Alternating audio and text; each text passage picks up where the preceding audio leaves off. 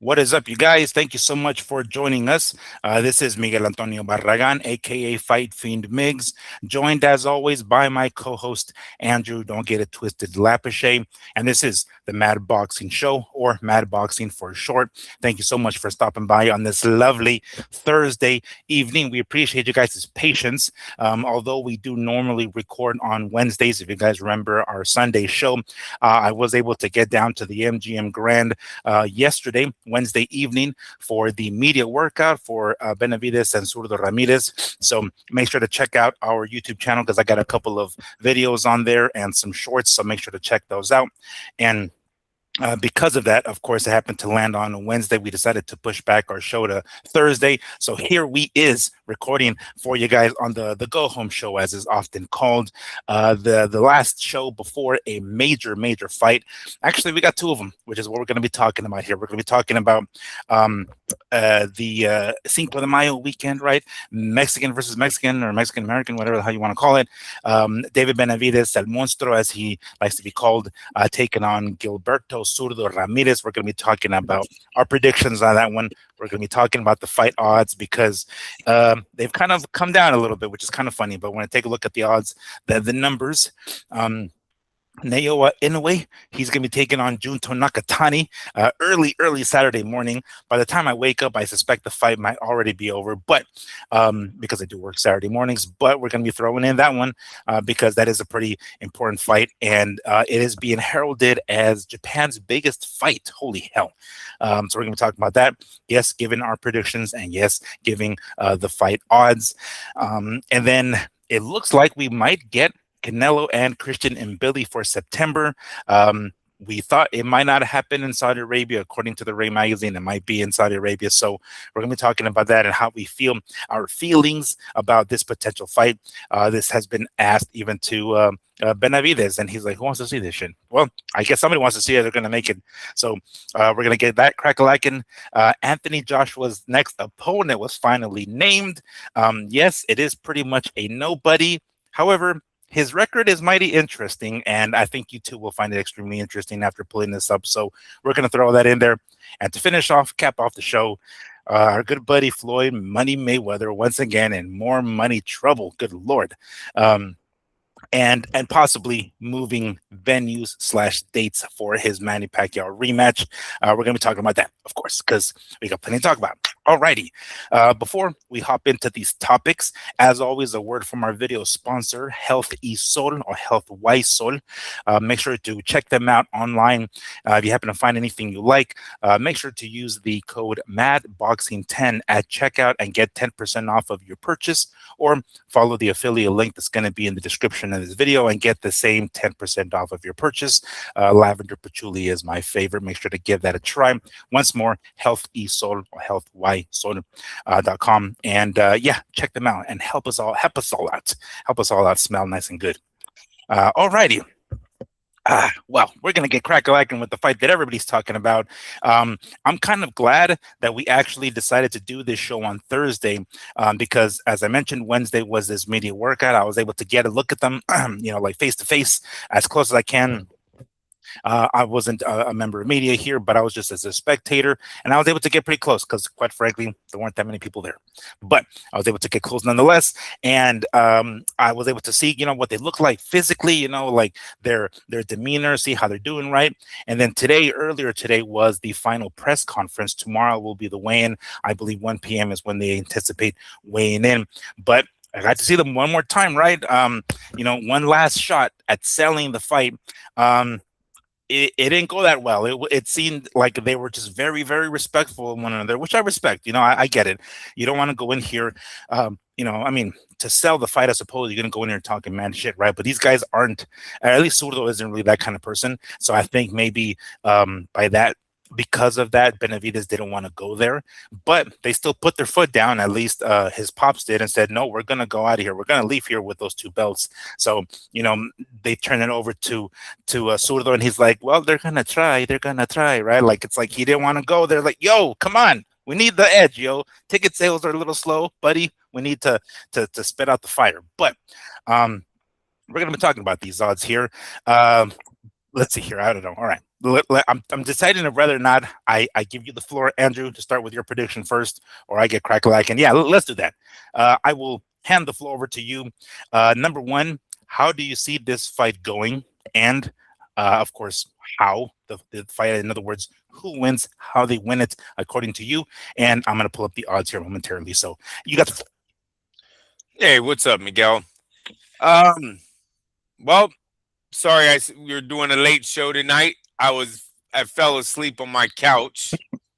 None of my comfortable couch. We're getting ready to take. Me and my wife are taking off to Reno tomorrow. Oh, nice. Oh yeah, for the fight, we got to be out there. You got to be gambling. So we're taking off. So she went out to get a pedicure. She wasn't here to wake me up, and my kids just let me sleep. All I heard when I woke up was my son going, "Mom, didn't Dad have a boxing show?" And I was like, "Yes, I had a show. What time is it?" Sorry about that, Miguel.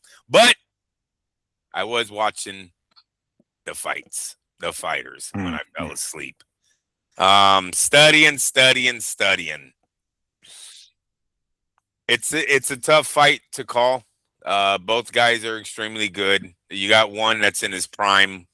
One guy that's probably near the end of his prime here, coming down, but still fighting at top level. You have one guy who has been through two companies, Top Rank and Golden Boy, that I extremely like, right? I'm usually a fan of the fighters' backgrounds, who picked them up, where they come from. And if you know me, Miguel, I've always been against PBC guys, right? Now, you would think Benavidez is different. He's somewhat transitioned over into a superstar from the PBC, but really never did it without getting out of the PBC stable. This is really like in Benavidez's first time. That old PBC thing, when you finally cross over, how's that usually go for those guys? According to the tally, not that well. Not that well. Especially top rank guys. Now, I know Zurdo isn't top rank anymore. He's Golden Boy right now, but he started at top rank. So the talent was there for top rank to sign him. I watched Benavidez's highlights, bro. These are weight bullying highlights, man. Like, we got to stop. You have to stop taking what he's doing on the film and applying. This is what I'm doing. Not this is rule of thumb or is what you guys should do. This is what I'm doing. I stopped taking what I'm seeing from Benavidez and I start looking at his opposition and saying, could they stand up to Ramirez? And if they can't, well, then you got to take a little bit of what you're seeing on film with a grain of salt. You know what I mean? Because he's doing it against guys that Zurdo would probably have done it to. Also, Porky, what the fuck was that guy's name that he throws Medina. that one? Yeah, Porky Medina is the kind of opponents I'm talking about, right? The other young man from the junior middleweights that was undefeated. Oh my gosh. The bougie name, he didn't want it said that way. Boo Boo. Oh, Andrade. Andrade, yeah. You know, it's these are weight bullying fights, man. I don't even know if these guys can go 12 with Zurdo because of size. When I look at their styles, Benavidez says it himself. He doesn't have a lot of power, right? He tries to throw a lot of punches, break you down that way mentally, right? Zurdo has power. Zurdo punches inside of punches extremely well. His right hook is extremely good, man. Very underestimated, that right hook that he has to the body and to the head. His left hand is sneaky. It's a very sneaky punch. Very heavy-handed. Keeps it. Look, I have Zurdo losing the fight on points, but it might be one of those Chavez-like nights, bro. We're around the 8th, 9th round. It's like this guy just got hit by a train, right? Or a car. You know, they say that about Chavez, all of their opponents, because of the body work, the constant pressure. Late in that fight, man, they just start slowing down. They start standing right in front of them, and the guy starts teeing off Chavez. I have the same visions with Zurdo and Benavidez on Saturday when I was watching both styles. Both of these guys are going to stand in front of each other. They're going to be exchanging their punches. This is about, can Zurdo touch Benavidez and slow him down before the final bell rings. That's what I think this comes down to. And I have Zurdo winning this fight. I am really torn on if he's going to stop Benavidez because Benavidez has not been stopped. I'm going to say it goes 12 rounds, but I think it's going to be real hard for Benavidez to make it through this 12 because of his style, because of his confidence that his punches and bunches will work for him because it's worked all the time. You're fighting a lot bigger guy now. You're fighting a guy that likes to punch inside of punches. So he's going to be waiting for your shots. Zurdo loves eating punches to land that one right hook, that one left hand. And then he takes a step closer and does it again. And then he takes a step closer. Before the 12th round, all of a sudden when he hits you, you start wiggling. You start breaking down because it's constant power, pressure, power. There is no boxing out of Zurdo. He's coming to take your fucking soul. Benavidez better be ready. This will be no PBC 12-round fight. This will be no weight bullying. I'm just throwing him around the ring. Dude, the size looks so much different. The size of Zurdo versus all of David's other opponents, this is day and night. This really is. Even the Caleb Plant fight, extremely good fight for David on the PBC stable side, right? Don't know who Caleb Plant is when you move him out of there. Oh, wait. Matter of fact, isn't there a guy on the undercard might have had something to say with that? Yes. The co-main event, I believe. Yes. All right. So I'm leaning towards Zurdo. I'm leaning towards Oscar. I like Zurdo Ramirez to take this fight straight up. I don't know the odds yet. You haven't told me the odds, but I would take him straight up if he's the underdog.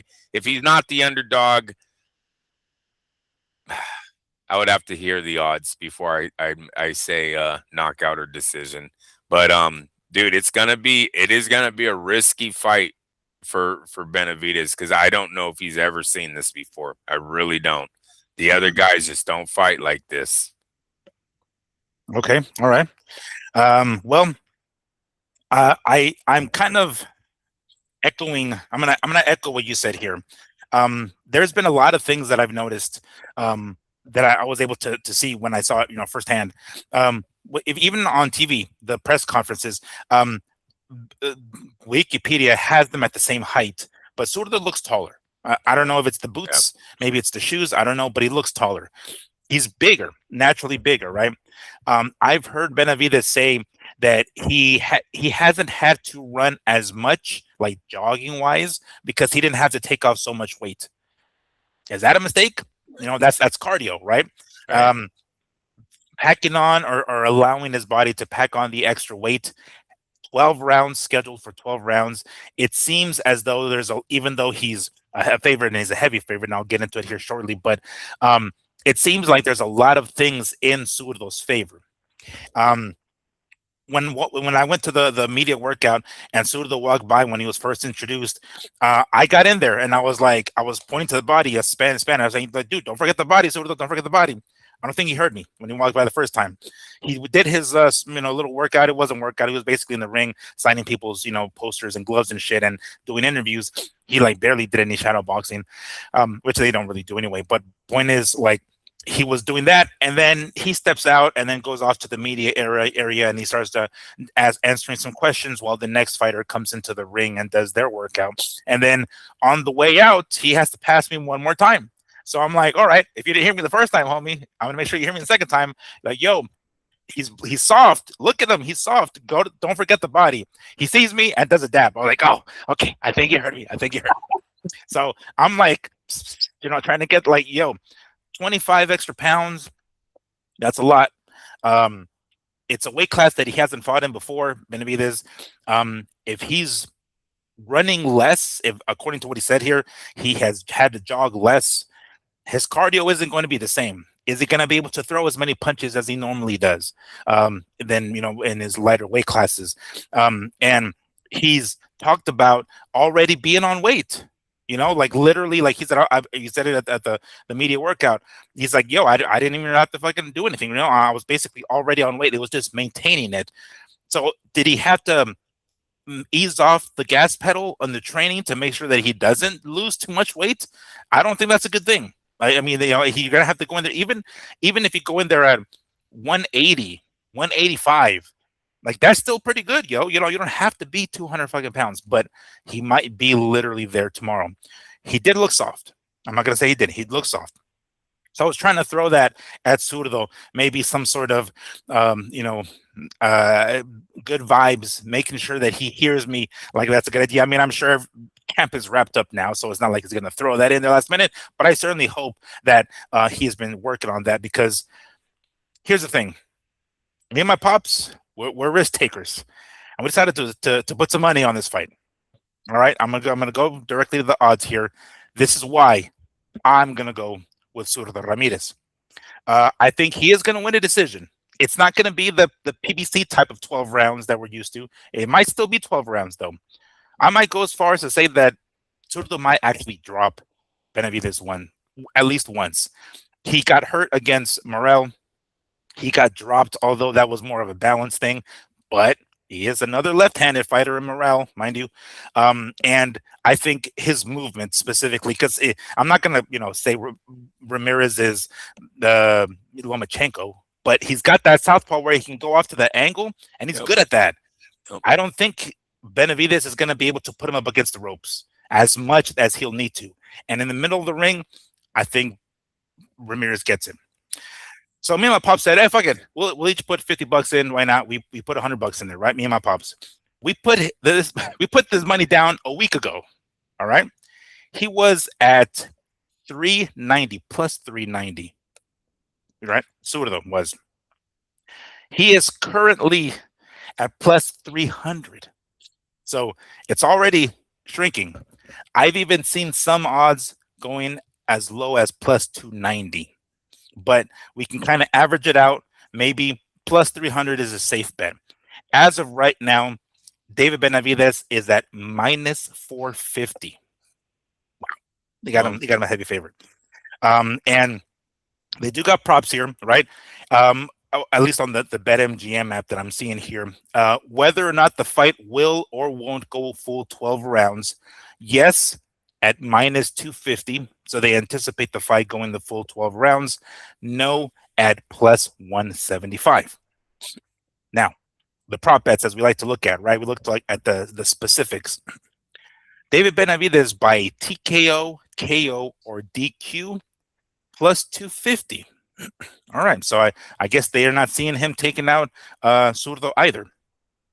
Benavidez on points, specifically, they have him at minus 140. It seems like, though, that's most likely what they're thinking. For Ramirez by TKO, KO, or DQ at plus 800. Wow. Or Ramirez on points, specifically, plus 600. And lastly, a draw, we're looking at plus 1,600. Very, very unlikely that it'll go that direction. But I'm going to go with Zurdo Ramirez. I think he's going to be able to land to the body. I think he's going to be able to use that against Benavidez. And this is one thing I noticed. When Benavidez fights, when he trims down, he was a very big guy. Like when he was young, right? He was very overweight when he was young, which is one of the reasons why he got into boxing. You can see it in his calves. Like you can see, and I don't mean muscular. I mean like fat legs, He trims down for when he fights at 168 or 175, and you can see the musculature in his calves. He did not have that at all. Like I can see him in the ring, right, at the media workout. I'm like eye level with like his hamstrings, because where I'm at, the ring is elevated, and I was like, yo, even his legs look soft. I'm like, oh my gosh, I don't know. It just seems like, I understand him not wanting to wait for Bivol and Better BF to kind of finish their business, but this just seems like an unnecessary risk. I get stay busy, but don't go up to cruiserweight, because even himself, he said it. He plans to go back down to 175. I don't know if that's such a great idea, but those are the numbers. Andrew, what do you think of those numbers? Those are good numbers. Look, they have Zurdo losing. I have Zurdo down on points in this fight. I do think he'll be down on points. He doesn't punch a lot, but he slowly breaks his guys down with pressure and power shots, especially the right hook to the body, a very sneaky punch that, and you're absolutely right, he does, for his size, he does use that angle on the southpaw angle a lot. That is one of his tricks on the inside there. So, yeah, the numbers aren't bad. I don't see anything there that stands out. Look, David's going to be the favorite because he's younger, he's undefeated, he's American, so he has a lot more Americans here that are putting money on him, especially PBC fan base, right? They know David, they're betting on him, so that's not surprising that they have him the favorite. Zurdo looked like he had the crowd though at the arrival. I heard them saying Zurdo's name. I didn't hear them saying Benavidez when he went up there. So Zurdo might have a fan base coming in tonight, later this week, that's gonna pack up, or I guess we only have tomorrow. That's gonna pack up his side, and maybe those numbers move again. Maybe that's why Zurdo didn't want to ruffle any feathers. He knows the crowd is already on his side. Let's just get into the ring and they can start chanting my name, chanting Mexico, and get me pumped up. I don't need any of David's fans here, right? So that could be why he wasn't trying to ruffle the feathers today. Love the numbers. Yeah, I agree with them as far as it looks like it's going to go to the decision.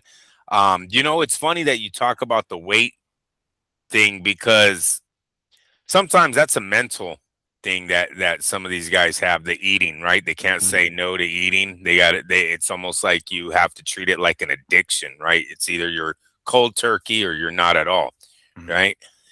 Could it be that him being this relaxed in training camp actually was a negative for him mentally, right? On the eating habits. What if he wasn't eating as good? Say he's still watching his weight, but he's eating, not the most healthiest meals because he has this free space, right? He has this weight that he can gain with no issues of losing it. It could play wrong mentally for him. So we'll see how he looks in the ring. We'll see how he feels after the fight. If he says anything about if he blames it a lot on the weight, can't really knock him for it when it's a guy that has literally ran his whole story on him being a fat kid. Yeah. Right. So we know that means he likes to eat. He likes cakes. He likes, all the things that one would like to make him gain weight. This fight gave him that avenue to be that kid again. Right. So we'll see if David has the mentality to fight all that off. If he and he's going to come in shape and come in ready to do 12 rounds, or is he going to come in, as you said, soft for all the bad reasons, though? Not just because he was able to gain the weight from light heavyweight to cruiserweight, but just because of that extra few pounds and actually no worries that he wasn't going to make it, maybe allowed him to have more cheat days than he usually has, right? Where even his dad was like, hey, bro, Doritos again? Yeah. It's not a cheat meal anymore. It's a cheat day. It's like, yeah, this whole day I ain't training. It's Hostesses, it's hot Cheetos, and fucking Cokes, Mexican Cokes. One other thing I want to throw in there about the weight is Benavidez, as he said during the the media workout, is that he was already on weight. He's been on weight for, I think he said, a week now. So thinking about weigh-in time tomorrow, if he's already on weight and not really pushing his body that hard to lose the weight because he doesn't have to, there's a chance that he's not going to gain much weight between weigh-in and fight night. But Zurdo most likely will, right? He's still going to have to come down. How much more of a weight advantage, functional weight advantage, as Jim Lampley would say, is Zurdo going to most likely have come fight night, right? I think that's going to allow him to be able to take Benavidez's punches a lot better, on top of the fact that he's naturally bigger. But come fight night, there's going to be some weight gain on Zurdo's side for sure. I don't know how much, but enough that it'll be functional for him to not, I don't want to say not feel any of Benavidez's punches, but if the only person he's knocked out was Anthony Yard at 175, he hasn't knocked out any other of his light heavyweight opponents. Chances are he's not gonna knock him out because of the weight as it is. But on top of that, because of the weight, he might not be able to throw as many punches, so he won't have the power, and he probably won't have the volume. That looks bad for Benavidez, and is in Gilberto's favor, I would think. Yeah. No, good point. Good point. You know, Gilbert looks like to me, and he always has, but even in this fight, in this build-up show, he looked like the Mexican Tyson Fury, eh? When he turns around his back, the way it does love handle down there, man, it's like, did these guys really train? But no, it's always been both of them. That's just always been who they are. You know what I mean? But that's what I thought of when I seen them this thing. The Mexican Tyson Fury, man. They act like they're in shape, but. No, excellent fight, dude. Yeah, I can't wait. It was a long week, freaking week getting through this one. Seems like it's getting hot. Everyone at the gym's watching it. I got a lot of people watching this fight. Been telling everyone, so we will see. We will see how these numbers do. I'm hoping these numbers are good for us. But yeah, yep, we are one day away, Miguel, from being well, you have to work. My bad. Yeah. One day away for the fight, man. Right. Whenever you get a chance, not now, but I sent you something on Instagram because it actually has both of these guys kind of shirtless, so to kind of give you an idea of what their body looks like without a t-shirt right now. And I guess you can gauge which one looks softer by just looking at it. Right. And if you guys want to tag along, of course, it's on the Ring Magazine Instagram account is where I was able to find it, and there's a couple of slides on here, and Benavidez doing some shadow boxing for the camera, and he jiggles, right? I mean, I guess that's nothing that's new necessarily, but he usually is. We're used to seeing him much tighter. Zurdo doesn't really throw too hard. He's just doing a lot of slow stuff for the sake of the camera. But anyway, I figured I'd throw that in there because it kind of gives you a general idea of what they're looking like going into this weigh-in that will be tomorrow afternoon. Tomorrow will be in Friday afternoon-ish. And then, of course, fight night 24 hours from then. All right. Oh, so just to make sure I got it, your final prediction is who? Zurdo by decision. By decision. Yeah. I was thinking knockout, man. I was really thinking stoppage because of the pressure that he applies and the way that he's able to get his shots in. I think he's going to have a lot of openings versus David.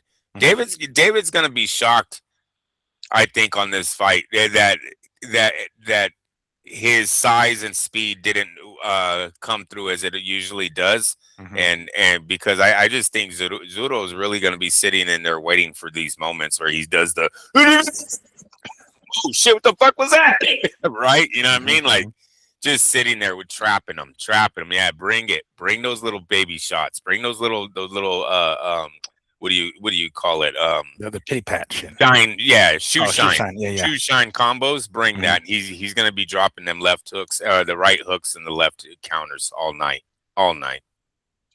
Alrighty. Well, that one I am very, very much interested in, and holy hell, I can't wait for that one. By the way, this Saturday is going to be a crazy weekend of fights. There's actually a UFC card from Australia that starts at 4 a.m.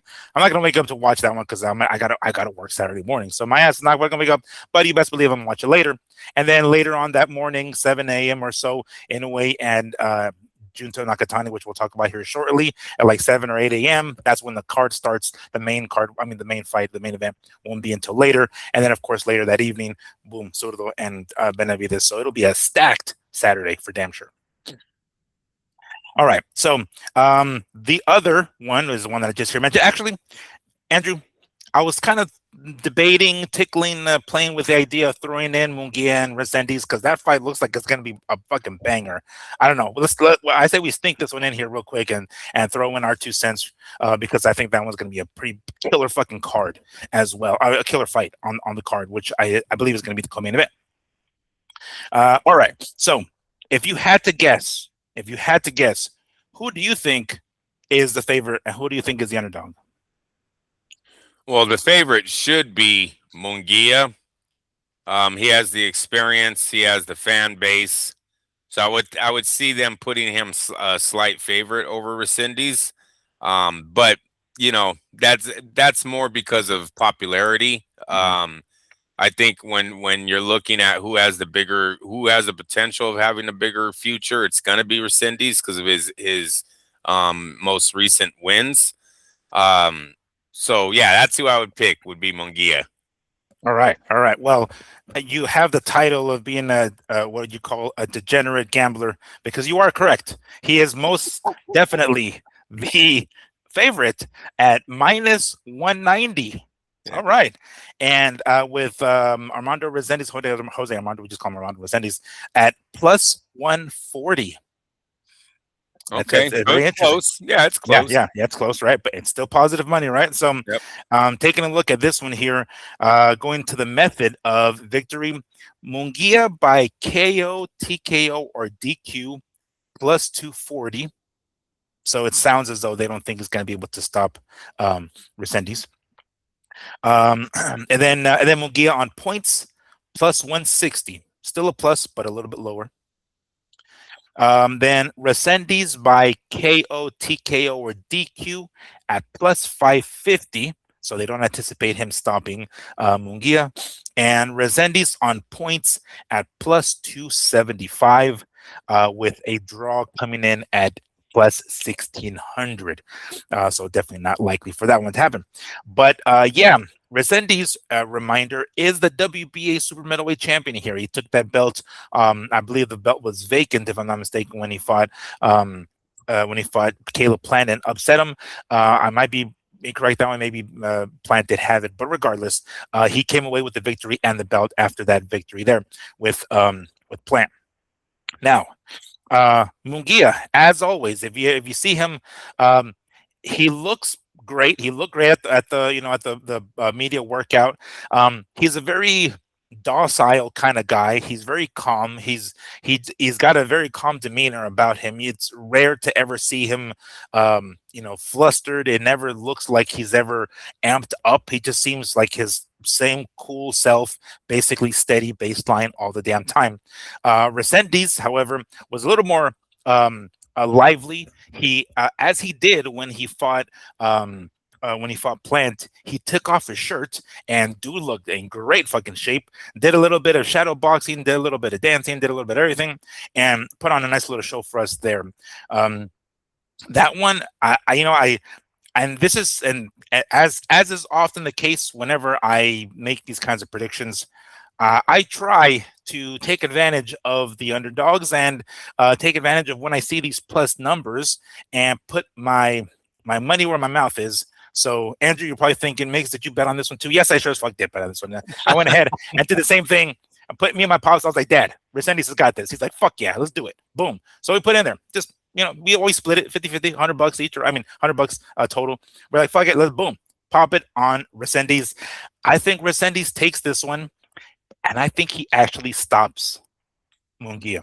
I don't think it'll be early. I think it'll be late. I think the volume of punches from Resendiz very similar to how he beat Plant. I'm not sure if Mungia views Resendiz as a hard puncher.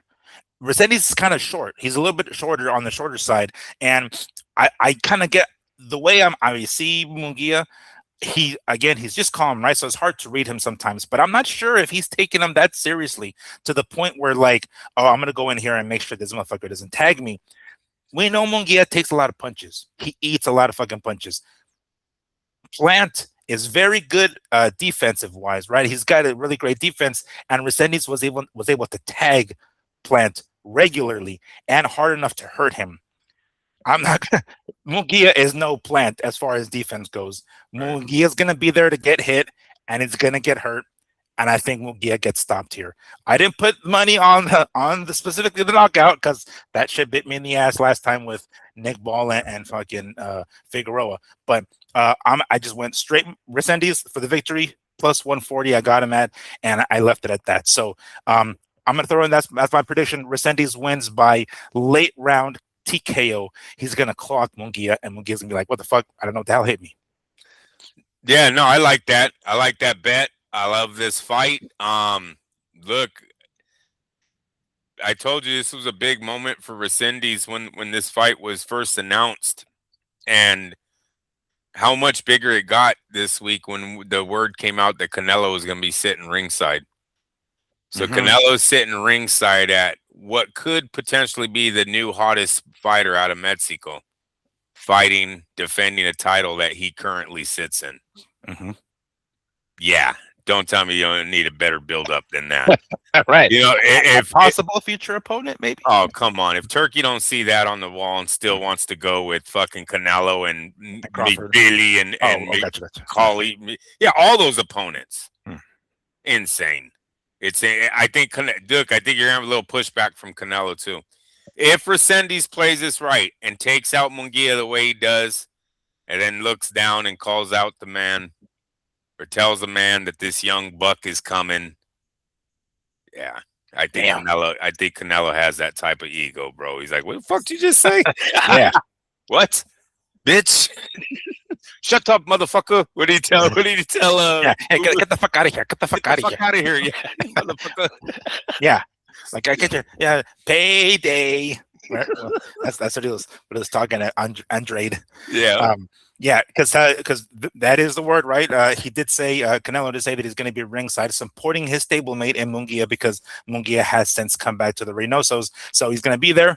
And of course, I'm sure to some degree, even there for Benavidez too, but primarily for Mungia and possibly Resendiz, because he's in a later story here. Canelo is, and we'll talk about that here shortly. But all right, that was gonna be fun. And man, what an appetizer that's gonna be as a co-main event for this card.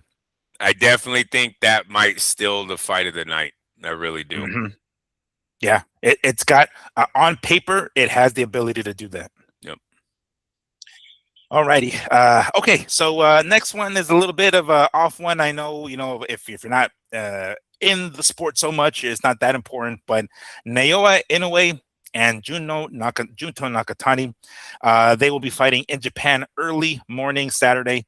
I believe earlier today was the the press conference, and this one is being kind of coined as like Japan's biggest fight. This is kind of a big deal. They had been talking about this fight for some time, at least a year ago, maybe even before. And this was while Nakatani was still at 118 before.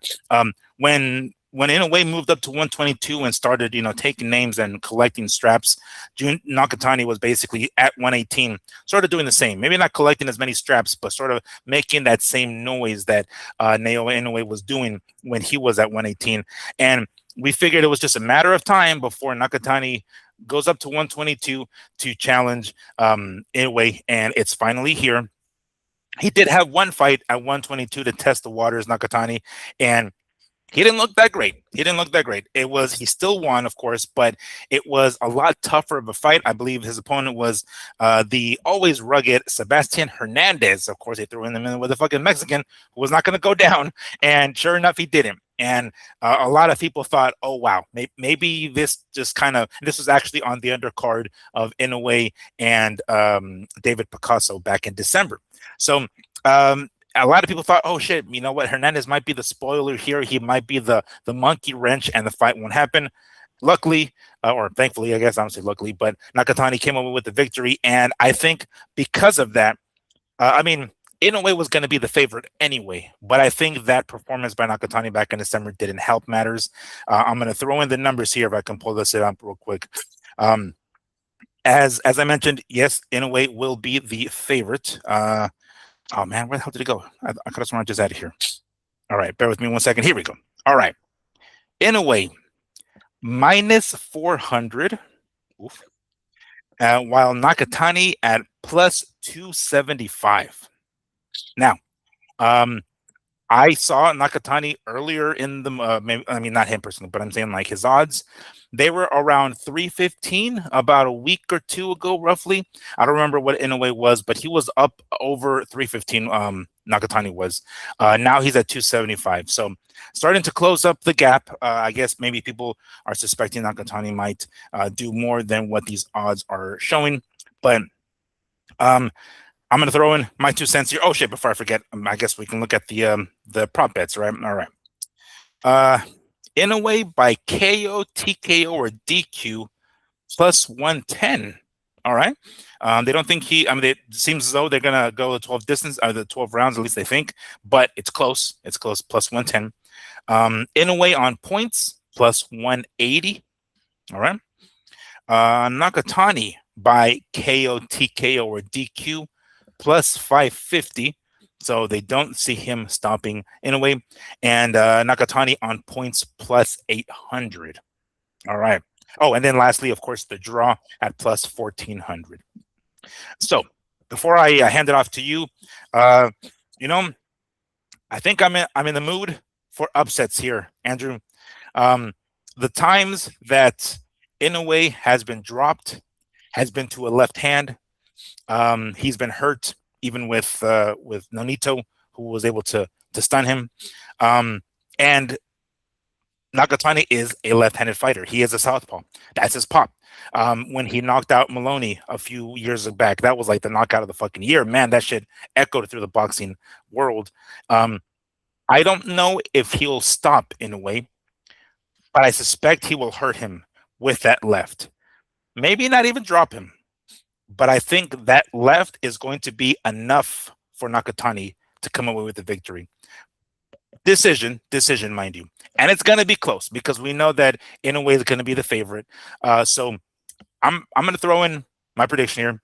I think Nakatani comes away with the victory, the upset victory, by decision. And it'll most likely be split decision because I suspect that one of the judges from some fuckery going on, and they're going to give one of those judges to, or one of those one of the judges is going to give the fight to Inoue. But I think Nakatani is going to eke it out, and he's going to hurt Inoue with that left hand. It seems to be the Achilles heel for Inoue. The times that he's been dropped with that left. So I'm going to go with Nakatani. Go ahead, Andrew. Let me know what you think. It's a good bet. You know, one thing that sucks about Inoue, I've never seen him fight live.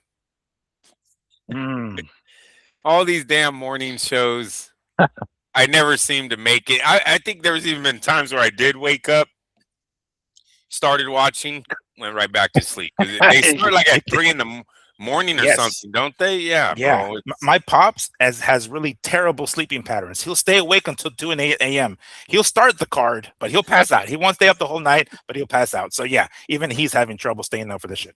Yeah, so it would be a really what a letdown if Inoue doesn't make it to America. We had all this talk about the little Mike Tyson, the monster from Japan, the next coming of Manny Pacquiao, which should already be gone because he really never made it a crossover. You know, this guy is Inoue in his 30s now. Let me double check that. Let's see here. 33. 33. Look at that. Now, here's the thing. He's fought in Vegas a couple of times. It doesn't seem like it's been with major names, I guess, for whatever reason. But I think, let me see, one time back in 2021. Let me see here, against Maloney, the other Maloney in 2020.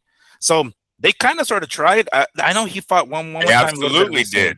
No, you're right. Oh yeah.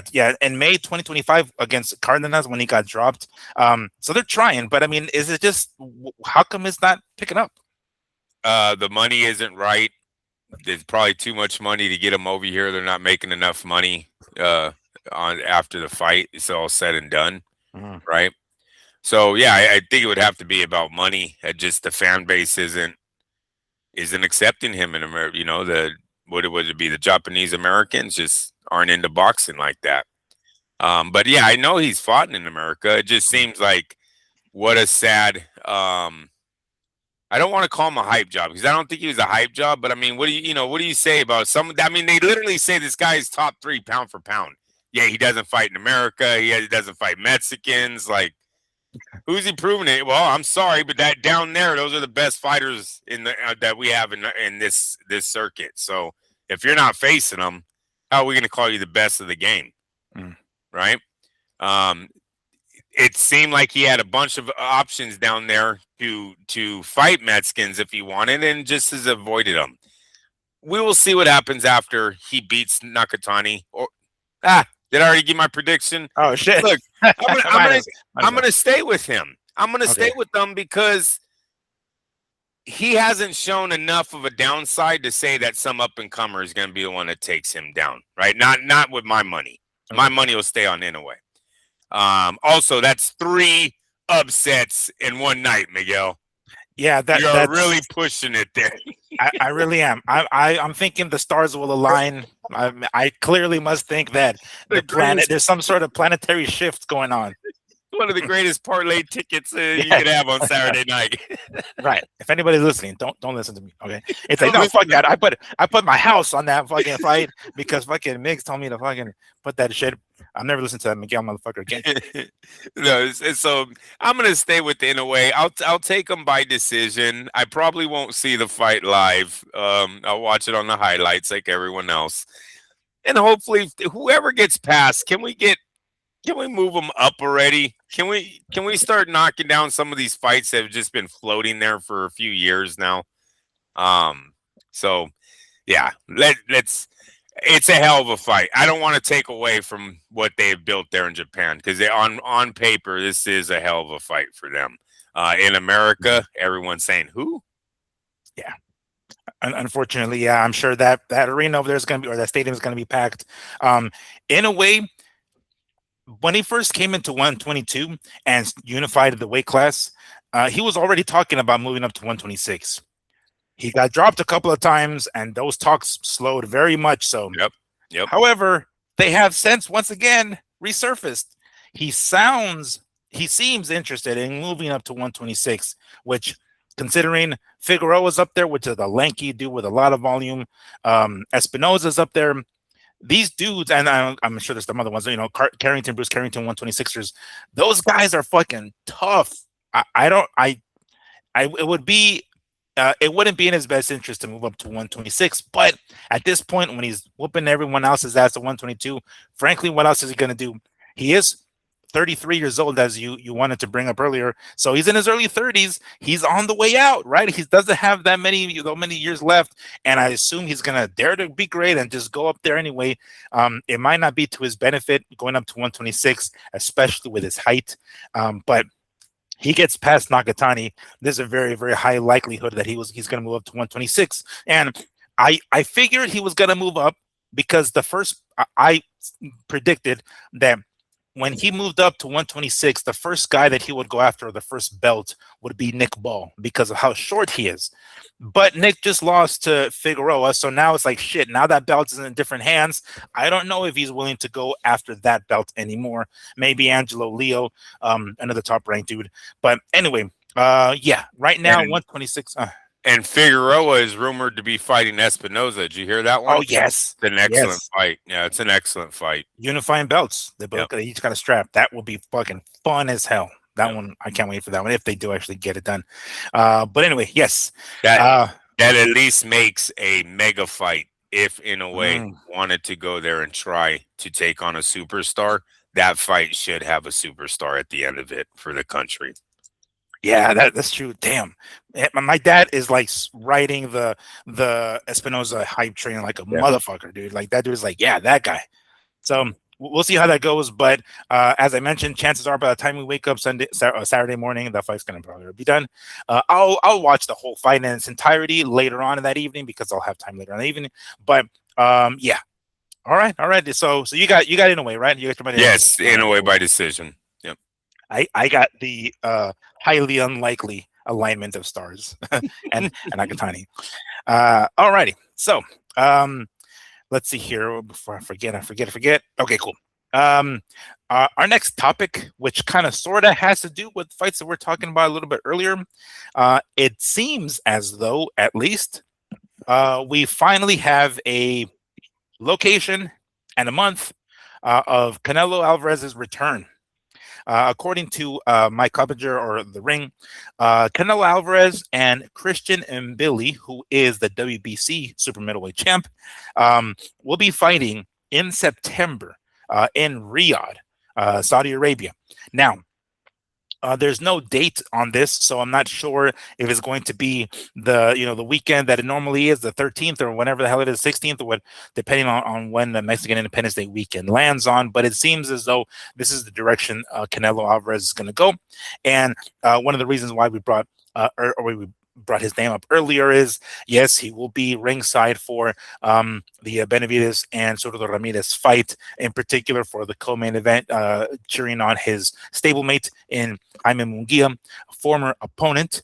And in the event that Mungia doesn't get it done and, Resendiz keeps his belt, and in the event that Canelo ends up taking the WBC strap from Christian Mbilli in September, we might very well have a pretty bomb-ass all Mexican card, maybe for next Cinco de Mayo. Fuck, I don't know. We'll see how that goes, because it seems as though, for whatever reason, Resendiz fights once a year. But anyway, that was the announcement.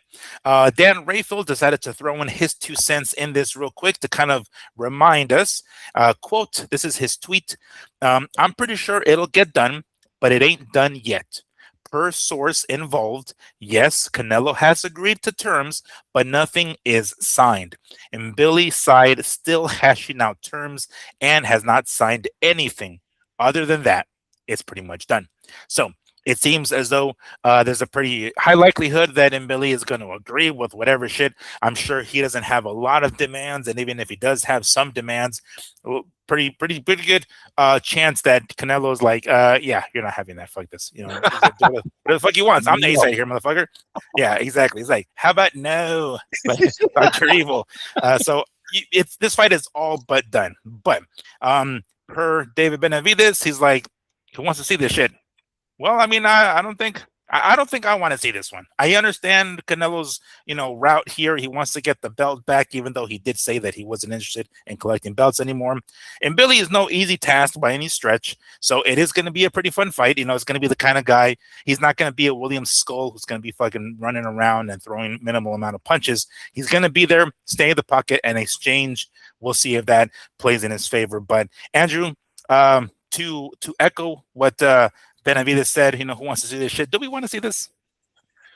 Miguel, you saved it by saying McBilly had the title. At first I was going to say this reminds me of like the Terrence Ali Chavez fight, right? Just one of those opponents you really don't want to watch. You have the tape. It's a win, but it's like you knew he was going to win from the get. And so who really cares? It's one of those opponents. But he has a belt. The savior of that green title. Now it's like, well, he had to fight him. He has a title. So, no, look, if Canelo wants to continue his career, the WBC belt sitting there on McBilli, that's Canelo's title. He fights for it and sets up potentially one last big fight from. I'm sorry, you guys, it's not the Terrence Crawford fight. That fight will not generate the same numbers that the first one did. It really won't. Not only do I think Saul Alvarez's fan base just won't buy into that fight at the same prices that the first one was, and they're the ones that drove the tickets in that fight. I think Terrence did a terrible job of promoting himself after that victory. Like, who wants to be a Terrence Crawford fan? Right. I mean, the next day he retires, starts throwing little hissy fits about giving money to the sanctioning bodies. It's just he totally didn't. He didn't help himself at all becoming the face of boxing with the way he exited boxing immediately after that win. So I don't see that rematch being that successful. I don't know why Turkey's all hell bent on this rematch. No one talks about the first fight. They really don't. Canelo. Well, could it be because Crawford kind of, at least in Turkey's mind, owes him the rematch? Remember that one clip of Crawford on the Stairmaster, and Turkey comes up to him and is like, no retirement, right? No retirement, right? And he's like, no retirement. So I wonder if, like, yo, fool, you fucking owe me a rematch, homie. Maybe that's the only reason. I mean, That could possibly be a reason, but you guys still got to look at money. We still got to talk about the red and when are we going to get out of it, right? And this is a fight that both of these guys make so much money, Miguel. If you're not on top of the game on this, you're going to lose money. And unfortunately, Terrence Crawford didn't hold up his side of the bargain when he got that victory. Goes against the boxing world, retires, casuals immediately forget his name, you know. They might know him, but it's just, it was a real bad way to end that fight and just step away the way that he did, not capitalize on his momentum at all. So I don't think that fight is as big as Turkey likes to say it is. And to be honest with you, he owes Bivol and Better Biva a third fight too, and he hasn't given him that one. And I think it's because of money. That should fall into this one too. I mean, if the pot, it needs to be what, about 180 million probably before you're even making a dime. You know, you should probably make sure you're going to get some money back before you write that kind of a check. And and I just don't think this fight has that potential anymore. Now, maybe on Netflix can save it because, of course, the viewerships will still be high. We're all watching it for free. So that might save them. But besides that, no, I would move on. I don't think it's Terrence Crawford. Canelo's last big fight might be a unification versus Resendiz if he was to win. That could be, Vegas could be clamoring for that fight big time. Because Resendiz, like a Ryan Garcia, would definitely draw the masses to that city. Yeah, and can you imagine? And I hate to because I know by this point probably Benavidez is sick of hearing Canelo's name because he's been trying to fight him for a while. But can you imagine if that does happen, Resendiz end up fighting Canelo maybe next Cinco de Mayo and he beats him, and that could make him and beats him more convincingly than maybe Crawford or something, right? Because Canelo is even more on the way out at that point. I can imagine Benavidez fucking punching the air, fuck, I should could have beat, I can imagine he'd be pissed as fuck because I think he said, I forgot what particular fight it was, but he's like, yo, that shouldn't be me. That should be me in there with Bivol or whoever the fuck it was. But anyway, I can't imagine how big a fight like that would be with Resendiz and which, by the way, I noticed this when Resendiz fought, and to go back to him briefly, when he fought Plant, and then yesterday when I went to the open the media workout, he brings his people. He brings his fucking people. And they were there for him, and I was like, man, these people are here to whether they're family or friends or just fans in general. But man, he's got. I don't know if it's a charisma thing or it's just that natural magnetism, but he draws people in, man. He has maybe the it factor to potentially be that next Mexican superstar. And with the victory tomorrow and then a possible this just hypothetical fight with Canelo next year, man, that'll put him on the fucking map. And what a way for Canelo to pass the torch. It's going to be the hottest thing talked about in Mexico if he wins and Canelo sitting ringside. I'm telling you, it'll be the biggest talk over there. Now, Zurdo wins, that will be there too. That it's going to be huge. But if Zurdo doesn't win and Resendiz does and Canelo's ringside, that will become the story of the night. Yes, sir. Yeah. Damn, that's crazy. That's gonna probably steal the spotlight, right? I mean, it's like it'll be if Zurdo doesn't win and it's a crowning moment for Benavidez winning a third or two titles in a third weight class. But the story of the night is Resendiz, doing I don't know, maybe a Tyson Fury I want you, motherfucker, I want you. Oh, that'd be fucking insane. No. But what do you think about this fight with him and Mbilli being in fucking Saudi Arabia? I guess they're going to go with it, huh? I mean, we thought there were rumors that they were going to move the fight because of the conflict over there, but it sounds as though they are hell-bent on making that fight over there. The story on the war with Iran seems to always change, but where it seems to have left off is we kind of annihilated every threat they had, right? That's what it seems like. I know we didn't want to jump the gun because we said that about Afghanistan and then we're there for 20 more years. But this one seems to start. It does seem like the conflict is dying down. You're not hearing bombings between them and Israel anymore. You're not hearing bombings in Saudi Arabia's, the embassy. It seems like things are toning down. So remember how you're like, it is a few months away. What if, right? We have 3 good months. That's all fine and dandy. Yes. That means stores are open, we're back into business. But Miguel, does that mean people are getting on planes and flying to Saudi Arabia?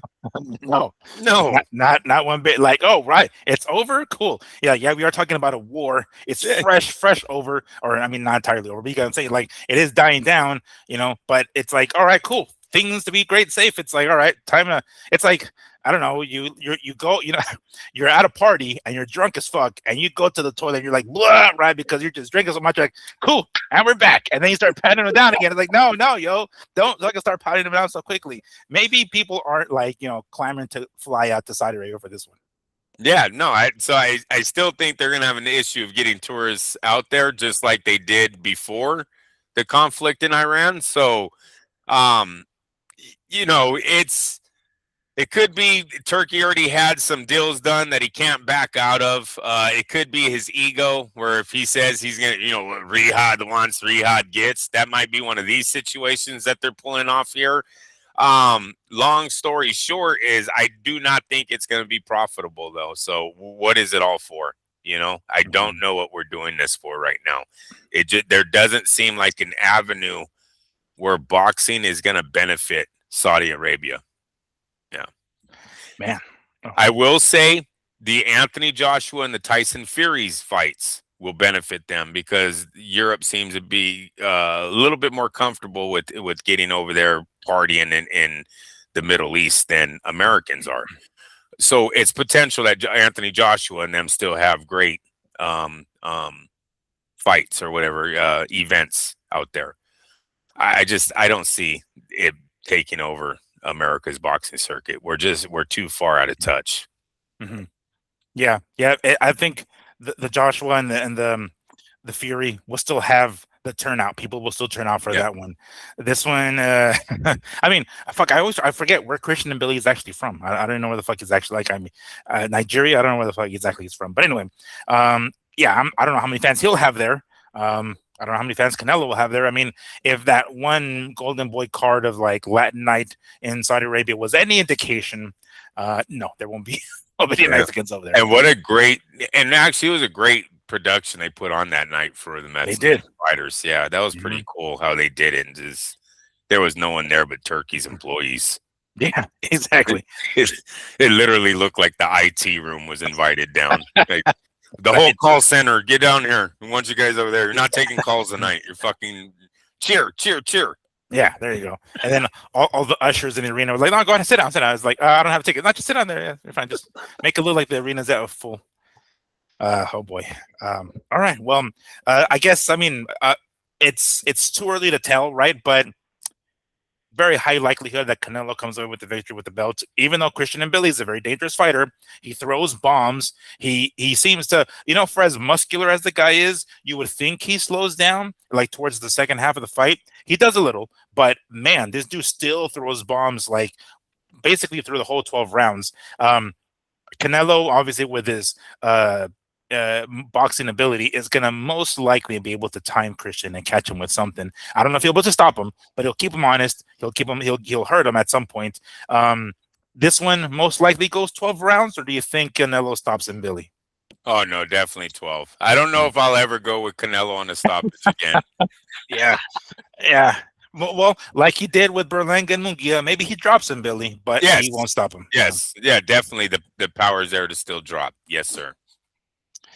All righty. Well, we'll see. There is no date yet, so but from the reports, it's saying September. So we're looking like a September date at some point. And 2026. All right. Well, I guess we're gonna see Canelo back in the ring here before the year's end. Or a broken orbital bone. Huh? Isn't that how he got Billy Joe Saunders? Didn't he? Oh, he did. Yes, he did. Yeah. So maybe he can get one of those TKOs still. Gotcha. I was like, fuck, did I have that wrong? I seen your face, huh? I was like, uh-oh. Yeah, no, you had it. It took me a second to catch what you're saying. It's like, oh, yeah. Saunders got that fucked up eye and called it, 8th round. Called it a career. Yes, that was the retirement plan. That was a retirement plan. It's like, all right, cool. Time for me to check out. I'll be in somebody's corner from now on. All right. So this one, we talked about it on the Sunday show. There was going to be a lot of a lot of criticism regarding Anthony Joshua's next fight and his next opponent. Everybody and their mama is saying that they're gonna, talk mad shit about it because, understandably, they were gonna go with an opponent who isn't as well known or isn't as dangerous to, at least to the best of their ability, to the best that they can control, to make sure that Anthony Joshua gets the victory, so that he fights Tyson Fury later this fall. I think they said November or something like that. But that's the plan, right? We've seen this plan go to shit a few times for Anthony Joshua, getting prepped for a fight and then ends up losing. But they're like, all right, let's not throw him in there with any big punchers. Let's just go in there and put him in there against somebody who's not well known. And perhaps, most likely, we can get the guy out of there and Joshua will go on to face Tyson Fury later on. All right. So they finally announced it. And sure enough, to their credit, an unknown Christian Prenga, spelled with a K, Christian Prenga. I don't know who this guy is. He is from Albania. As my dad will say, not even his mom knows who he is. But he is a 35-year-old boxer. Now, understandably, they're going to put him in here with somebody that's, lesser quality. By the way, the announcement did specify the 25th of July. So we're going to see it in a few months here. And in Riyadh also. So it looks like we're going to get that fight over there. Andrew, did they say that AJ and Fury is going to be in the UK, or at least that's where they're looking at, the UK, or did they say Saudi Arabia too? No, I think that one will be in the UK. Okay. I want to say that's what Turkey was posted on his feed. All right. So this is being labeled as the comeback for Anthony Joshua, of course, after that victory that basically made him a star over Jake Paul, and then the unfortunate tragic accident where he lost two of his close friends. And this is going to be the warm-up, right? This is going to be the one, the tune-up that's going to get him back into the ring, shake off the ring rust, and get him ready for Tyson Fury later in the fall. So I'm like, all right, cool.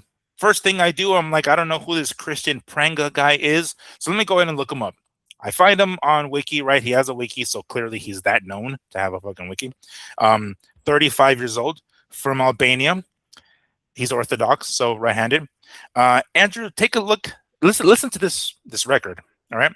20 wins, all right? 1 loss, pretty decent, okay? All 20 wins by KO or TKO. Now, obviously, the level of competition isn't the same, but 20 of your victories, all of them KO. Did they roll the dice with the wrong motherfucker here? What's going on? Eddie's so stupid. What the hell are you thinking, Miguel? I did not expect that at all. 21 and 20, huh? They know something we don't. He's fighting guys in like handicap league or some shit like that, bro. I don't know. You would have to definitely look at the opposition. He's probably fighting in high school gyms. Eddie probably was like, I found him. I found the guy. Check this out. Right? Gives them the record. They're like, Eddie, what? And they're like, no, watch this tape. And then all it is Tommy Fury fucking highlights. You know what I'm saying? Like, look, I'm telling you, this guy sucks. Look at this. With that being said, I want to throw this in there real fast for all the boxing fans. Is anyone watching the Tyson Fury show on Netflix? Living with the Tysons, or the reality show? Reality show, exactly. Have you checked that out yet? No, I've seen the clips and highlights and stuff on Instagram, but I'm not a big fan of reality show in general, but no.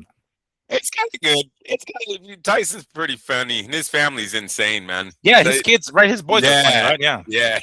So it works. I checked out season 1. And how many episodes are there? Do you know?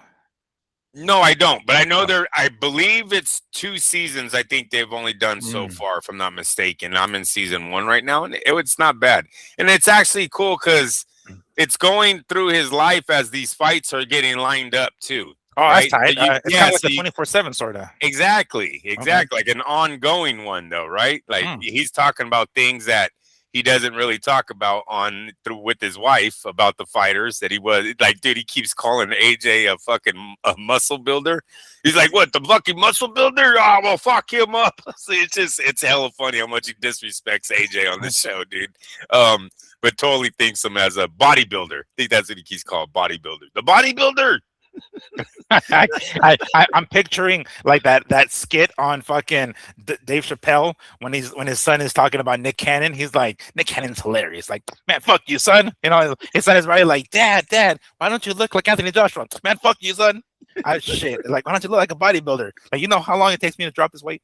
I think one of his kids does say that. He says he wants to be Deontay Wilder when he grows up. I think one of his kids does tell him that. He goes, I want to be a boxer, Dad. He goes, who do you want to box like? He goes, Deontay Wilder. He's like, oh, my own son. The Dosa. Yeah, that guy, Tyson. Yeah, it's a decent show. Decent show. Tommy's on there too. That's why I threw it in there memory because of Tommy. But yeah, that has to be what this is, Miguel. They found a guy with the record. Dude, that's selling tickets all day, right? Oh, sure. 20 and 20. So, but it has to be where Eddie popped in a tape to make all of their emotions come back to level ground. Don't worry. He was knocking out fucking nobodies. Yeah, and you know, to his credit, he's fought here in the U.S. many times. I know he's fighting in Saudi Arabia, but New Jersey, New York, Pennsylvania, basically like East Coast. Wow. So he's fought several. And those are all wins. Those are all wins. Let me just make sure the loss of his was in the Netherlands somewhere. He's fought in Canada. He's fought in Colombia, Germany. So he's very, very international. Wow. Starting 2022, he's fought here in the U.S. and basically hasn't left fighting here in the U.S. Each one of these has been East Coast. And most of these 8-round fights, he finishes them in 1 round. 10-round fights, he finishes in 2, finishes in 5, finishes in 3. So early. A few of these go a little bit later on, right? Like 6-rounders and stuff like that. But yeah, it definitely no 12-round type of fight.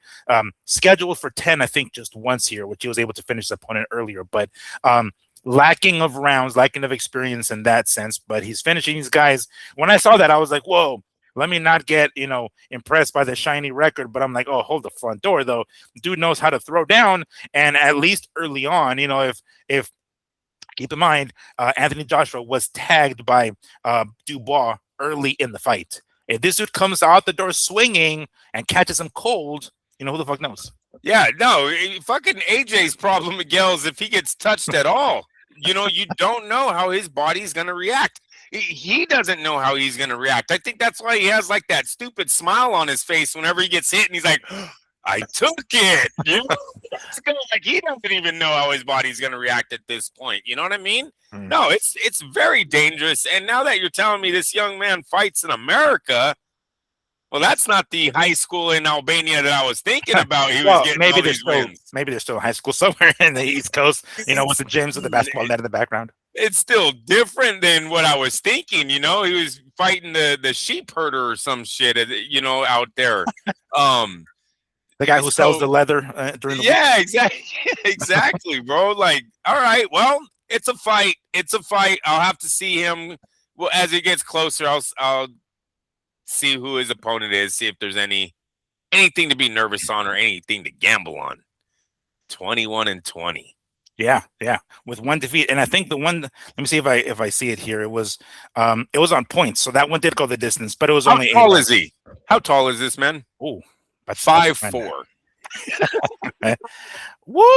6'5". Oh, this is stupid. Oh my God, they're gonna fucking ruin it. You watch. Tyson Fury fights never happening, bro. Don't jinx it, Andy. Can you imagine if they dropped the ball this hard on this one? It was right fucking there, and you went and got a 6'5", 20 for 20. Are you kidding me right now? Oh boy. Oh man, that totally did not go the way I was thinking. Yeah. I mean, we knew it was going to be an unknown, right? But I mean, it happens. Unknowns come in and just mop the floor with people. Miguel and Andy Ruiz. Yes. Yeah. Oh, I'm on there. I hear you. I mean, that's it's becoming AJ's MO. It's like right when he's ready, Dubois fucks him up. Or right when Yep. he's ready, oh, here comes Usyk and takes his fucking belts. Yeah, that's that guy. So Wow. Christian Prenga. Let's remember the name next Yeah, time. Christian Prenga, 6'5", 20 for 20. 20 for 21, I'll say. All right. Yeah, that's a decent opponent as far as a showcase. I was expecting a lot more of a showcase. Well, I'll see. Like I said, I'll study the dude, see how he fights. But yeah, on paper, that seems like more of a risk than a reward. Yeah, and maybe that's the goal. Maybe they've already done their homework and they're like, yeah, this guy can't do shit. And on paper, it looks great, like you said. It's gonna look pretty on the poster. Yeah. Yep. How old is the young man? 35. He just turned All 35 right, in good. January. So hopefully he just got out of prison or something. They're paying him off. All right. You know how boxing is. Yeah. Hopefully his green card's about to expire, and they're like, "Hold on, we'll pay this shit for you, and you're staying longer as long as you take a dive." Like, all right, no problem. Like, can I get an extra? Can I get a college tuition for my kiddos? Yeah. All right. Cool. I'm good. I'm there. What did that senator say in the Zuffa hearing? Oh. He goes, when is WWE coming to my state? It's like when are we getting WrestleMania? When is Cleveland getting WrestleMania? Talk about setting the bar, huh? Jeez. You get my approval if I get. Yeah, exactly. It's like, and my kids get backstage passes. Cool. Pass it on to the house. Sure, why not? Fuck those guys. Yeah, fuck those boxers. Shit. UBO is gonna be my new initials. I'm gonna have UBO on my fucking license plate. Oh boy. All right. Anything you want to add to Anthony Joshua before we move on to the last topic here? No, sir. All righty. There seems to be a reoccurring topic on our show. Our good buddy Manny Mayweather, Floyd Mayweather, is once again back in the news. This time with, well, quite frankly, I'm not quite sure what we would call it at this point. But let me see if I can find this post here that I had. Oh boy, I'm trying to laugh, but sometimes I can't not. It seems as though our good buddy is once again in trouble. The IRS threatens to revoke Mayweather's passport over delinquent debt. His future fights, the exhibition ones with Mike Tyson and this Greek kickboxer, are in serious jeopardy because it seems as though they're not planning to let his ass go. I knew I had another one in here. Where the hell did it go? But it was okay. Here's another one. All right, this is just half of it. Breaking news: Floyd Mayweather has reportedly fallen into more debt, after billionaire Don Henke allegedly took control of several of his properties due to unpaid obligations. A new controversy is surrounding the former boxing superstar after he reportedly failed to repay approximately $54 million in debt. According to a report by Business Insider, Mayweather allegedly borrowed funds in 2024 for business ventures with a 9% interest rate included in the agreement. The contract also states that 14 of his properties would serve as collateral, including a well-known strip club in Las Vegas. I think you were asking about that, Andrew. And several high-end mansions across different parts of the United States. Due to the alleged failure to repay, those properties were reportedly transferred to the lender, with their total value said to exceed the original debt. At present, Mayweather is reportedly facing broader financial challenges, including multiple obligations to individuals and companies, yada, yada, nothing more important there. But anyway, so properties as collateral, owing up to $54 million.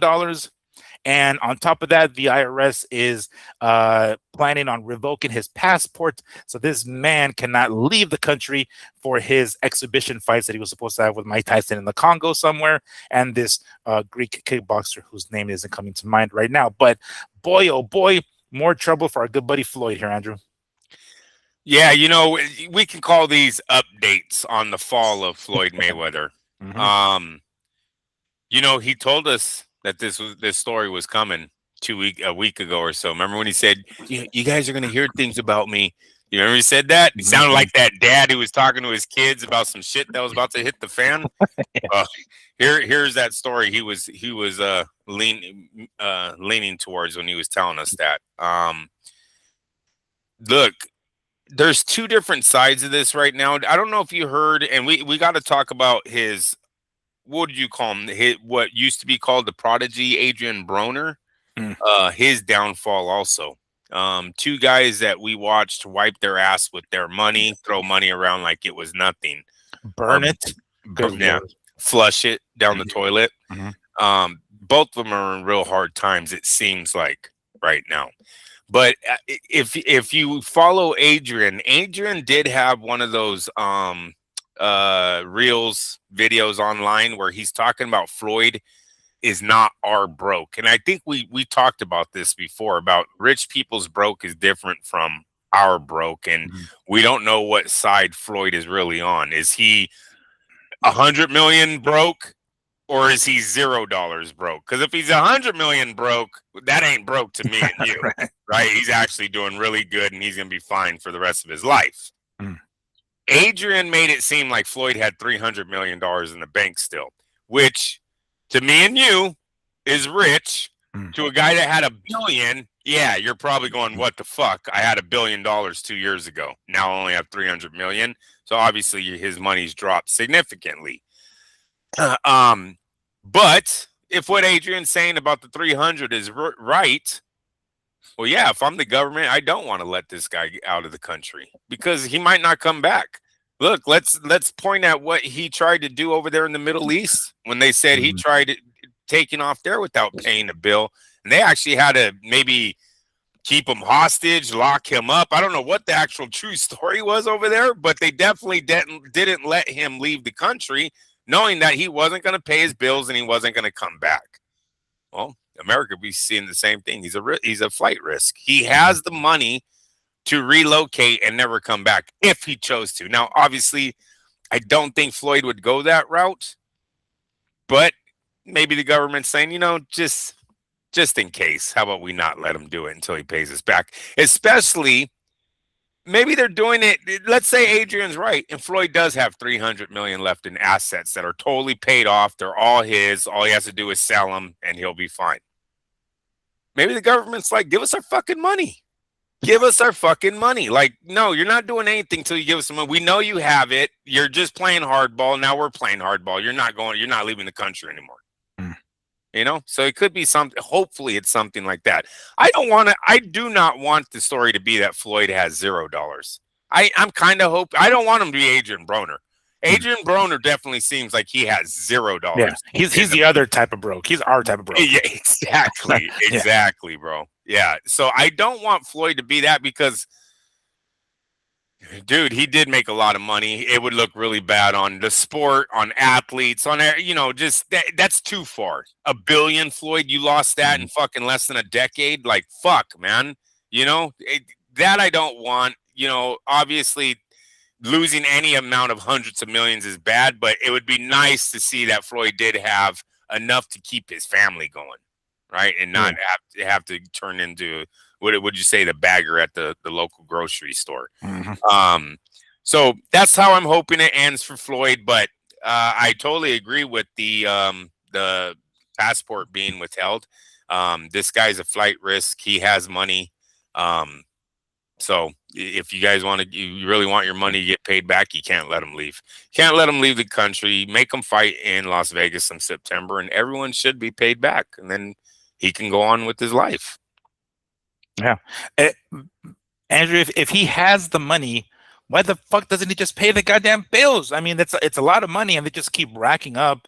If he has the assets that he can, liquidate, then fuck it. If it gets you out on that clean, debt or whatever, and you're back to normal. Yeah, you might not have the hundreds of millions. You might still have a couple hundred million. Because if he does have 300 million.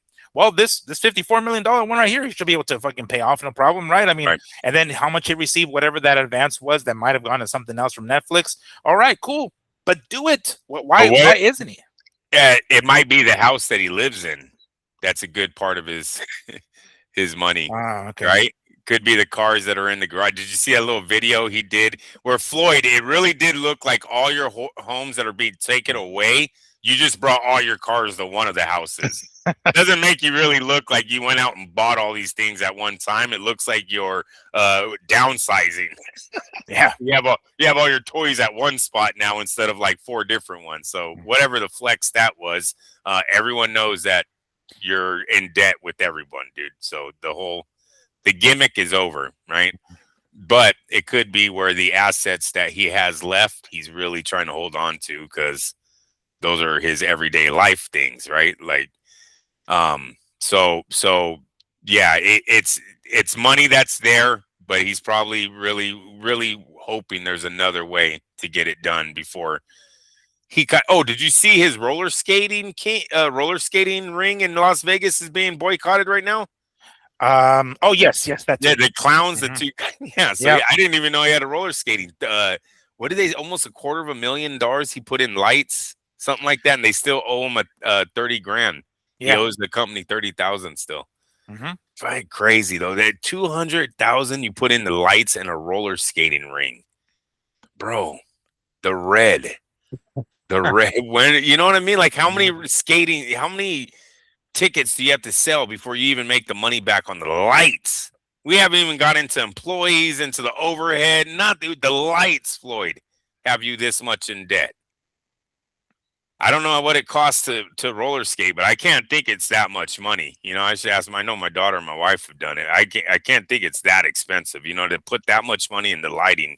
You know, the lighting company was like, seriously, $250,000?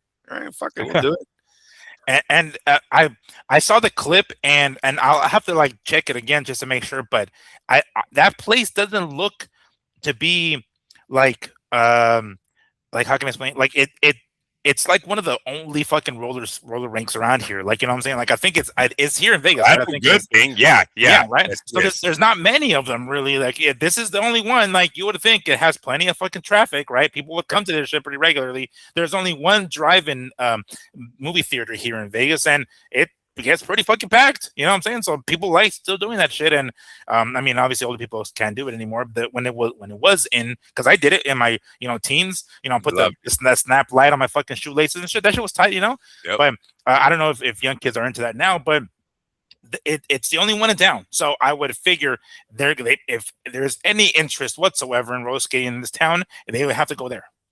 Right. No, so that's just another property that he's under and getting boycotted out front on. So things are not looking good for him. Things are not looking good for Broner. Did you see Broner's now hanging out with one of those influencers? Yeah. I don't even know the young man's name. I know he was hanging out with, what was it, Ryan Garcia, I think, the other day. Yeah. Now it looks like he's moved on to Adrian Broner. What the fuck was up with shaving him like a homeless man, bro? Like, AB, come on, dude. Where is that? How bad you're hurting? With dude gave you like 10 grand, play you like you're some fucking bum off the street, giving you a haircut online. Fucking sad. And if you see the clip, he looks under the influence heavily, right? He looks like he's half high or drunk or whatever the shit. So it's just like and of course he's wearing a wife beater. So it's just like the very like typical alcoholic that you would picture. Like that's what Adrian Broner looks like now. Trying to hit on every girl in the house. They're all bad, bro. They're acting like they don't even know who this dude is. He's acting ghetto as shit. These aren't these type of girls, bro. They don't give a shit about your street personality. You know what I mean? Like, hey, and that's one. I'm talking like I feel bad for him, but I really don't. It's just a sad situation. But I don't lose any sleep over AB. That dude did all that shit to himself, man. He was a fucking knucklehead from the very beginning. He never got it. He never took his shit serious. He never took the sport serious, and he's getting exactly what karma is given to him. It is what it is with Adrian. It's the same with Floyd too, but yeah, Adrian is sort of like, what a dumbass. Like, you were never even that guy. You were never even. He hella acts like, oh no, I was that guy. He has that one picture of him with hella money. He's like, bro, everyone had that at one point in their life. Seriously, we all had that one shot, right, where we did good that one day. The fuck, you ain't got years of doing this shit. You act like you're Floyd. You're not. Remember when he had the Bentley? He had the Bentley with the fucking drivers. Like, dude, what are you doing, dude? You don't make this type of money. Idiots, idiot. And you know what? For all of you that used to say we were hating for calling them idiots for acting like that, you're an idiot too. You're an idiot for ever believing that money was going to last with that type of spending. So you can sit there and hope that the shit's not real, but it is real. Both of those guys are in real bad times right now. And Floyd might not be as bad as Adrian, but if you lost over $500 million in less than 10 years, that's pretty bad, man. That's pretty bad. Doesn't look like you might have 300, but the rate you're going, that 300 won't be there for that much longer either. You know what I'm saying? Yeah. Hemorrhaging money for him to have lost that much in this amount of time. Maybe 2-3 years from now, we're going to be doing a show and he'll be like, "Yep, now he's our broke. Now he's our kind of broke." Yeah. But once again, Miguel, every single car that he has in there, do you know what those oil changes cost? Do you know what those fucking insurances cost? Do you know when a headlight goes out, what a headlight costs, or what that tire? Dude, like all of it's thousands. There is no hundreds, bro. Dude, you guys, the headlights are like $3,000, $7,000. You haven't even installed the motherfucking thing yet. Right. The only thing that's hundreds is maybe the fucking air freshener. You know, maybe that's $300-$400 because it has Floyd Mayweather's name embroidered on the fucking thing. Maybe that's the only thing that is a few $100s. But everything else, like the anything else, the tinting on the windows, the what is it called? Like that. Teal, I forget what it's called, but that one skin they put on the cars to make them change colors. I forget what it's called, but the wraps, stuff like that. I mean, that's just like extra stuff, but maintenance stuff, the oil changes, the transmission changes, the radiator flush, stuff like that. Just like, yo, god damn it, man. But look, he had the money at one time, maybe he doesn't anymore. But you think the car. Paying for the car is one thing, but and it is one thing, but when you take in consideration the replacing of the tires or whatever the shit, that kid, exactly. I'm telling you, I bet you some of those things haven't started since he bought them. I wouldn't be surprised if he's like, yeah, I don't even drive that one. Like, I know you don't, because there's fucking for two of those cars to get oil changes, it's about $20,000, dude. Yeah, right. You're gonna do that every so many months. Yeah, fucking right. You're not starting that car. Yeah, it's like I forgot where the keys are. I lost the keys. I don't know if like that. Like, oh, replacement key. All right, that's $3,200 right there. Yeah. Oh fuck. Damn it. Maybe we should put brother did that. My brother lost his key to his car, and he was like, he didn't start that fucker for hella long because the replacement key was hell of expensive, bro. He ended up having to buy one, but yeah, he didn't start that car for a minute. He was like, I'm not doing that. I forgot what it was, 800, 1,000, something for the key. He was like, fuck that. I'm gonna wait until it pops up in the house. I'll find it in the house somewhere. I never did. No, he ended up buying one. Oh shit. Well, a little more Floyd Mayweather news here. Well, we talked about the Saudi Arabia card, or the fight with Canelo Alvarez and Mbilli, right, taking place in September. Well, Floyd Mayweather, Manny Pacquiao might be moving not just venues, but possibly dates. Ooh. Let's go ahead and read this Boxing Scene article. Floyd Mayweather Jr. versus Manny Pacquiao rematch is in the process of shifting the bout from the Sphere in Las Vegas to an MGM affiliated venue, either T-Mobile Arena or MGM Grand. An official familiar with the switch told Boxing Scene Wednesday. The individual added that the date for the anticipated follow-up rematch to the most lucrative prize fight in history said it might also change from September 19th to mid-August. So sooner. All right. Netflix is streaming the fight. It goes on to say more information. But anyway, so that's the news. Not only, I mean, maybe it cost a lot of fucking money to rent out that Sphere. So they're like, fuck it, let's not do that. Let's go to T-Mobile, where we're more familiar, or MGM Grand, which is slightly smaller. And apparently the person in the know says that the date itself might change. So no September date for these guys, mid-August, sort of, summer, towards the end of summer.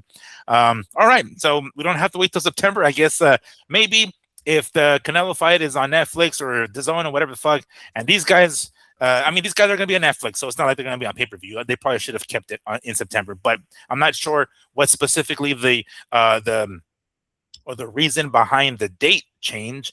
Maybe there's already some reservations for September here, for one of the other events, like or the other venues like T-Mobile or MGM Grand or something. So they don't want to do it then, do it a month earlier. But Andrew, what do you make of this? What do I make of this? I think it's good news for Floyd and Manny that the casinos want to fight, because the casinos will take the bulk of the money, right? They're gonna give them they'll set a price to buy the fight from them. So Floyd and them will have guaranteed money on that end. And then it'll be up to the MGM to release those tickets and get people in there. It won't. The job will be taken out of the hands of Manny Promotions, TMT, whoever's the promotional company behind this thing. Won't have to be behind it that much as far as the venue and selling tickets. That'll now be on the MGM. So that's actually a good thing for them, because that means that the MGM, someone at the MGM believes these two still have a market, that when they put this fight on in the MGM, 1,000 Filipinos are going to show up with $1,000, and 1,000 Floyd Mayweather fans are going to show up.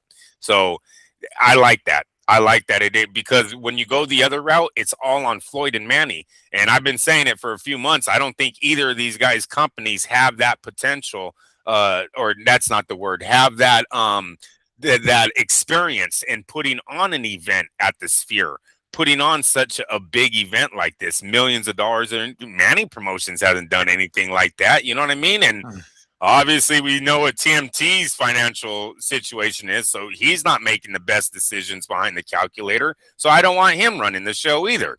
It's good that the MGM takes hold of at least the event itself and does most of the legwork on that. What's it mean? Can we count this as a loss for Floyd Mayweather up against Canelo? Oh, yeah, it could. I mean, we can definitely look at it that way, because if he's planning to move the dates. If I'm Alvarez, that's what I'm saying. Mm-hmm. You know, right? maybe get him back in the ring too. Go ahead. I know you're hurting for some money. Yeah. I'll give you 10 million to come fight me. You want to give me my rematch? So yeah, no, I mean, seriously, it's a loss for Floyd having to move that date off of his Mexican holiday, right? That's what he always used to say. He's Mexican. He fights on Mexican holidays, blah, blah, blah. Yeah, times have changed when Floyd's moving dates to August. Everyone went, huh? August? Fuck is happening in August? So, yeah. And I think the T-Mobile Arena is bigger than the MGM, and the T-Mobile is right next to the. Oh wait, it's at the T-Mobile or the MGM? Well, they're saying an MGM affiliated arena, so they mentioned T-Mobile and the MGM Grand. So either one. So okay. They're both MGM resorts. I don't know. He said MGM affiliate according to this article here. So the New York. I mean, the New York is not associated. That's the name of the hotel casino. The New York. They're not associated with T-Mobile Arena, but it's right next to T-Mobile Arena. So there is where the traffic is going to go. Most of the fighters are going to stay there. People are going to go through that traffic to get to T-Mobile. That's usually how it is. Or the MGM, of course, either way. But essentially, they're going to get it in either direction. An MGM affiliate is going to get the fight. So it says here possibly T-Mobile, which it is a bigger arena than the MGM Grand Arena, or the MGM Grand Garden. So yeah, I hope it's at the casino itself. MGM would be smart to start putting that money back directly in your casino. Now, obviously, if they own every property around the mobile, that's why they're doing it. And they're not scared that people go to other properties. But I would rather it be at the MGM. But it's fewer tickets, though. You don't think that'll kind of like hinder them a little bit? I think 15,000, I think, is what they generally pack in for a wrestling or a boxing event at the MGM Grand Garden Arena, compared to T-Mobile, which is up to 20,000. Yeah, I've heard you say that about the MGM, and that might be true, but ticket prices can go up if it's a demand, and you also can open up closed circuit venues in the MGM. The MGM itself can hold like 5,000 people in those ballrooms, so you're almost doing the same capacity if you sell the tickets at $100 a pop. That's usually what the closed circuit ticket price was when you went to watch boxing down there.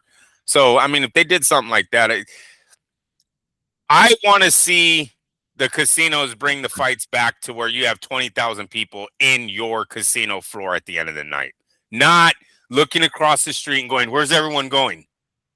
Right? Mm-hmm. It's the doors open and here they come. It's a shit show, man. But it used to be great, dude. That Saturday night after those fights, how packed those casinos were. Yes, I remember specifically. I didn't go to the fight. I went to the weigh-in and I went to other events for Mosley Mayweather.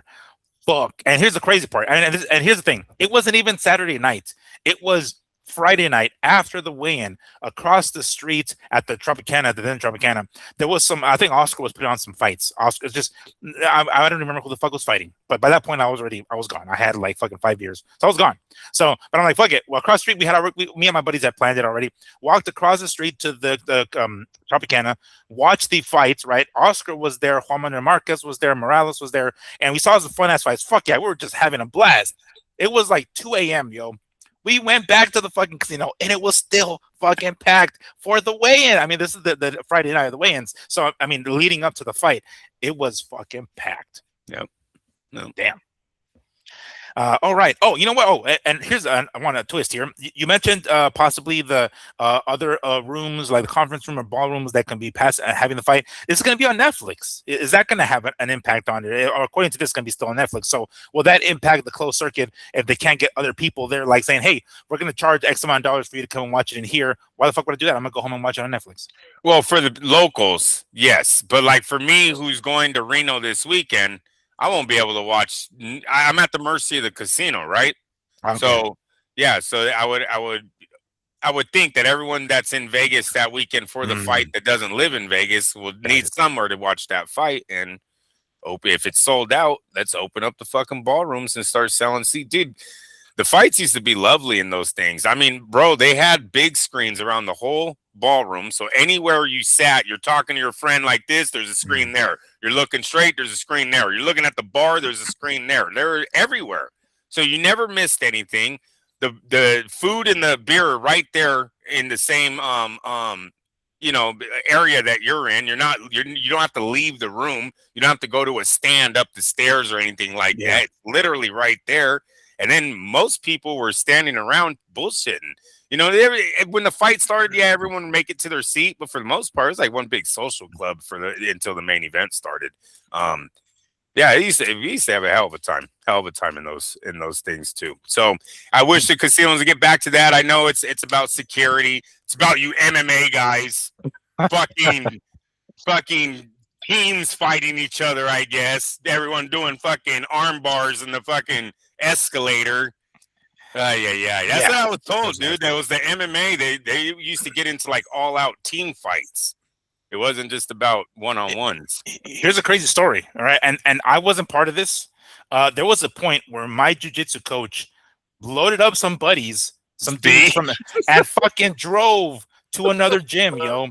And here's the crazy part. Years later, I had a buddy, and he was like, "Oh shit, you were with Mark Lehman? Were you in the truck?" I was like, "What the fuck?" Like, "Oh, you were with someone." Like, "Oh shit, we were like enemies. We're like, we didn't even know it. We were like opposite gyms." And I was like, "Wow, that's fucking crazy." Like, no, I wasn't part of that shit. I heard about it though, because I heard everybody talking about it. But that dude, I hate that was so common. I cannot believe that. And back then, maybe it's still the way it is. I don't know. But a lot of, specifically when the Brazilian coaches, they take it personal. When you go to another fucking gym, yo, when whatever reason doesn't work out, you go to, like, they take it personal. It's like, yo, I'm trying to learn from different fucking styles here. Relax, homie.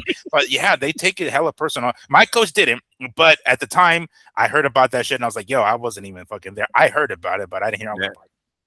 Yeah, that's what I was told. Fucking hooligans. They don't mind you fighting over your girl, two guys throwing down at the end of the fight. But fuck, you have fucking 15 guys that all know how to throwing down. That's pretty serious. You know what I mean? That's a gang fight. Squad. Yeah, call the whole fucking squad. Right. Like, oh, gotta ruin it for everybody else. All right. That covers all the stories that I wanted to talk about. Andrew, was there anything else you wanted to add to this before we call it a show, before this weekend?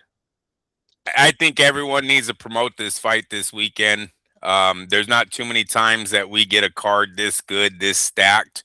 We have two fights on here, potential classics, the main event and the co-main event I'm talking about. So yeah, I think everyone needs to promote this one. Finally, Al Heyman has given us a fight that we can our card that we can get behind. So I think we should get behind. I've definitely tried. I've pushed this card a lot the last 2 weeks here. Yeah, I'm excited for Saturday. I really am.